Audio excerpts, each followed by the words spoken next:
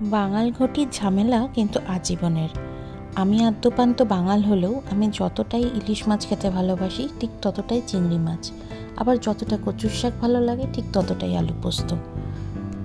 তাই আগের দিন ইলিশ মাছের মাথা দিয়ে কচুর শাক বানিয়েছিলাম, আর আজ বানিয়েছি চিংড়ি মাছ আর নারকেল কোড়া দিয়ে। দুটোই কিন্তু ফাটাফাটি লাগে খেতে। লবণ হলুদ মাখিয়ে চিংড়ি মাছগুলো ভেজে নিয়ে ওই তেলের মধ্যেই গোটা শুকনো লঙ্কা, সামান্য কালো জিরে ফোড়ন দিয়ে তাতে আদা রসুন বাটা দিয়ে একটু ভেজে নিয়ে নুন দিয়ে সেদ্ধ করে রাখা কচুর শাকটা দিয়ে দেব।